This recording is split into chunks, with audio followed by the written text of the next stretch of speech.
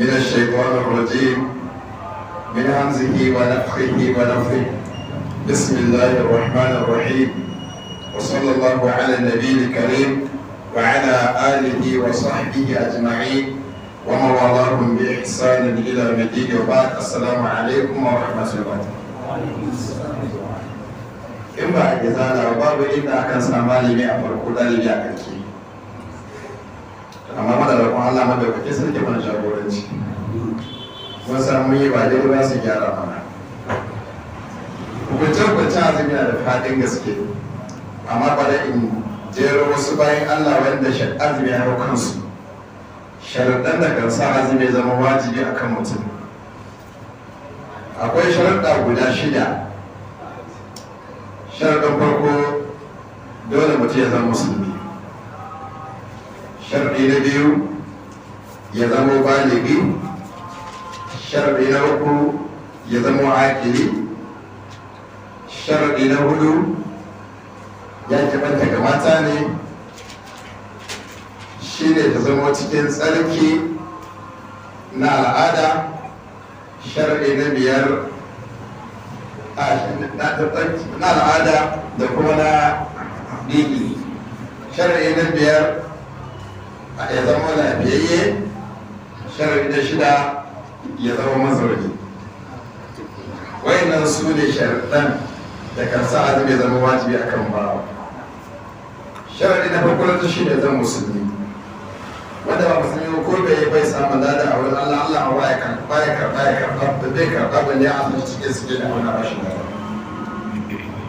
Sharaɗi na 2 hadisin manzon Allah sallallahu alaihi wasallam ya ce an dauke alƙalami aka ga al'umma ta cikin abubuwa guda 3. Ya ce hada sabi hatta ya hatalim wa alin na'im hatta ya stakir.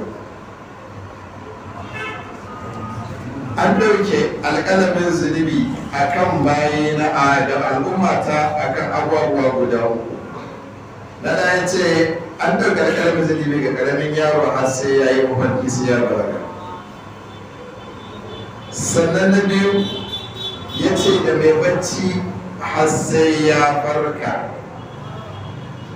Sannan da wanda ya yi bisa kuskure ko bisa mantuwa ko bisa tilasci auka makala.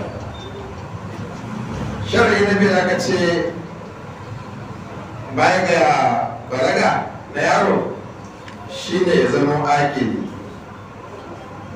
mai hankali. Sharɗin karɓar aikin bawa sai ya san me yake da ibada. Rashin hankali aka saka kashi. Akwai nasarar da wanda yake cuta ce ta sakatiri wanda ke daga Allah ne kai tsaye. Akwai na 2 wanda ke cuta ce ta zautuwa ko kafin kwakwalwa wanda zan saniyar wani daga cikin bayi hanyar sirri da makamantarsu. Abu kuma zautuwa ko hauka wanda ya samu bawa ta hanya wuri ko ta hanyar shaye-shaye. To guda biyun farkon nan sukan ɗauke zunubi ga mai azumi ya ga mahaukaci, hauka ta Allah da hauka ta wanda wani ya taɓa mai da shi. Sai sa da bambanci shi kuma wanda ya saba mai da shi zunubin da yana kan wanda ya sandiya abin. Amma ta bangaren jami'in shi marasa lafiya bai hauka shi a wurin Allah ba shi da lafiya a wurin Allah. Amma wanda ke shaye-shaye ya zan ci gaba ma allura ake shaye-shaye ya zama ƙauyenci. Allura irin na doki sai mutum ba kai shi allura ko ya mishi allura saboda dai sai ya shiga cikin wannan hali ne. To su irin wa'innan ba dage ba jirgi a karasa da ubangiji akwai haɗuwar yau da mahalarci. Sharaɗi na gaba kowa sana ma mace na al'ada da mai ajiyar haihuwa su an ɗauke musalla an ɗauke musu azumi sai za su rama azumi ba za su rama sallah ba. An tambayi manzan Allah sallallahu alaihi wa sallam tafsirin bayanin da yake wa mata na kisatun dini wal aqali, sai ce ba ku ga idan suna al'ada ba sa azumi ba sa sallah ba. Ya ce ba zalika da kusa da dina wanda shi ne tawaye abin da suke fama da shi. Sannan an magana akan lafiya. Rashin lafiya kala-kala ne.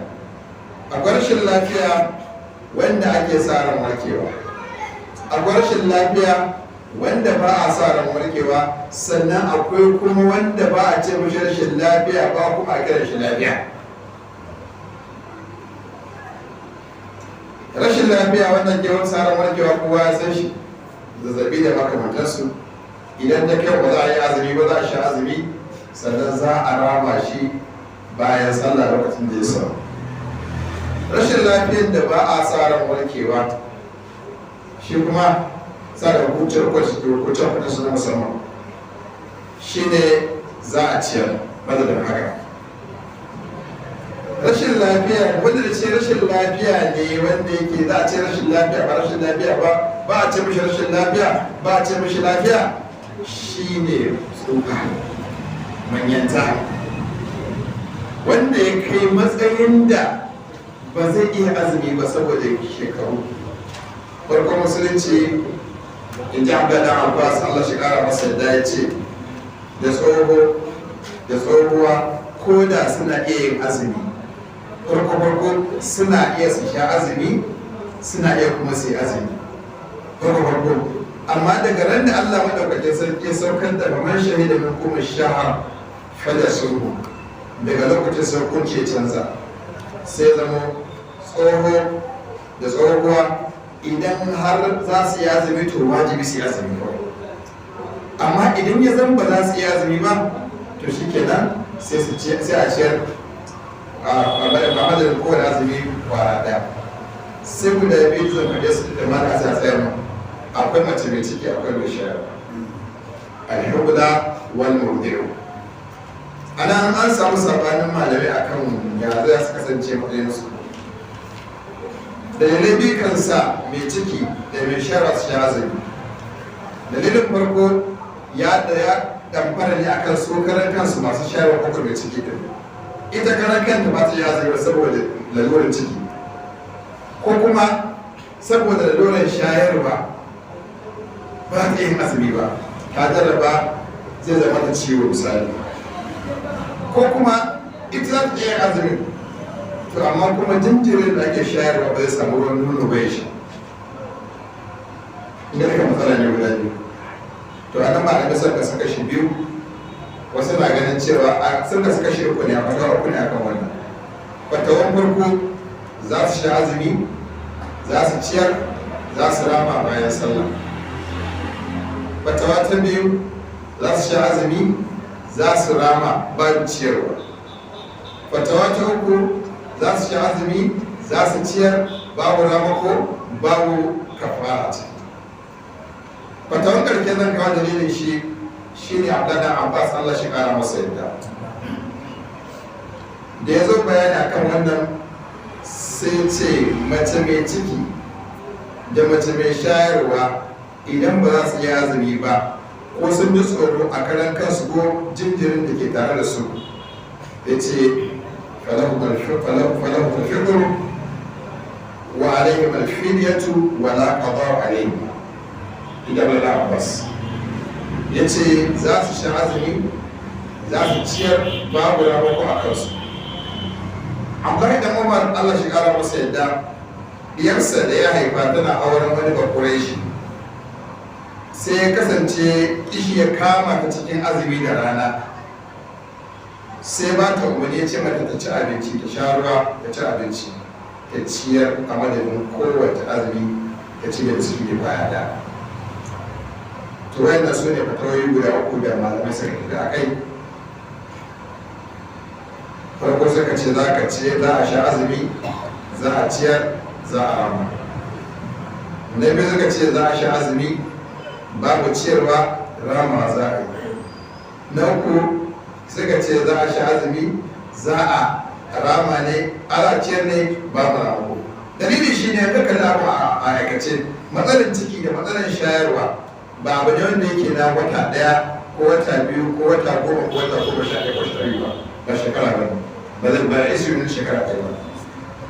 Abu ne wanda yake mafi karanci akan samu wata 30 wa hamluhu wa fisaluhu 30 shahra. Malamai suka ce a nan wurin sun ma gina hukunci ne akan a haihuwa wata 6. A cikin wata 30 an tsira wata 6 sauran wata na 24 ko shekara nawa kenan? Shekara 2. Suka ce to ma an kai shi wata 9 Allah kalla ne jinjiri ne dole sai an wuce shekara ana shayar da shi in ba shi ya kai shi da kashi ba. Da wanda suka bari da cewa kawai idan har haka ta faru to su dauki mafi saukin su ciyar shi kenan Allah ubangiji shi raya abin da aka haifa in kuma ba a yi ne to Allah ya sauke lafiya. In Allah madauki sarki ya sa wannan lokacin ya zaga yau ba wannan lura din to ganima sai azumi Allah ta'ala ala alamu wa sallallahu alaihi wa sallam wa bihamdihi ashhadu an la ilaha illa anta astaghfiruka wa atubu